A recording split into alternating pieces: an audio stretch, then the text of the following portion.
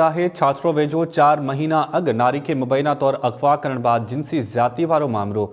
Medical report में नारी सां जिनसी ज़्यादती थियण जी तस्दीक थी वई आहे। ॻोठ सानघ्यार वासण नारी के जवाबदारनि मुबैना तौर अगवा बाद ज़्यादती जो निशानो बणाए हो। मेडिकल रिपोर्ट में नारी सां जिनसी ज़्यादती जी तस्दीक थी वई आहे। ॻोठ सानघ्यार वासण नारी के जवाबदारनि मुबैना तौर अगवा बाद ज़्यादती जो निशानो बणाए हो। यह ख़बर अवां सां शेयर कयूं पिया। मीठी मां छात्रो वेझो 4 महीना अग नारी के मुबैना तौर अगवा करे जिनसी ज़्यादती कई वई हुई। इन नारी सां मेडिकल रिपोर्ट में जिनसी ज़्यादती थियण जी तस्दीक थी आहे। तफ़सील मालूम कंदासीं। मुमताज़ नोहरियो लाइन ते मौजूद आहे। मुमताज़, छा तफ़सील आहिनि वधीक?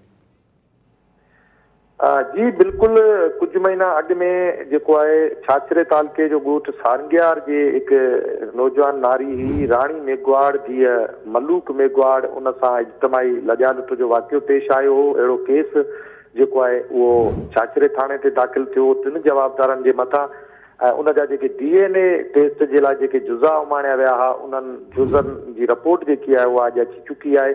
उनमें जवाबदार जेको अमीर हसन समेजो आहे हिकु जेको, उनजी DNA टेस्ट जा जेको उनमें तस्दीक थी आहे त उन सां ज़्यादती कई, उनखे ज़्यादती जो निशानो बणायो। जॾहिं उन साॻी केस में जेके 2 ॿिया जवाबदार हुआ, रमेश जेको आहे उहो मेघवाड़ ऐं हिकु ॿियो वधीक जवाबदार हो, उन ॿिन्ही खे जेको आहे से जी टेस्ट उनमें जुज़ा न मिलिया आहिनि। उनजे करे उन टेस्ट में उन्हनि जो तस्दीक नाहे थियल। जॾहिं त उन वाक़े जी जेको हिकु जवाबदार आहे अमीर हसन समेजो, उनजी तस्दीक थी आहे DNA रिपोर्ट में। उहा रिपोर्ट जेकी आहे हिन वक़्तु छाछरो थाणे ते पहुती आहे।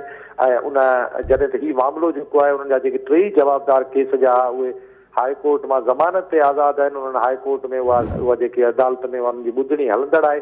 जॾहिं त हिन वक़्तु DNA टेस्ट जी रिपोर्ट जेकी आहे उहा छाछरो थाणे ते पहुती आहे। जी, वॾी महिरबानी मुमताज़ नोहरियो तफ़सील ॾियण जे लाइ।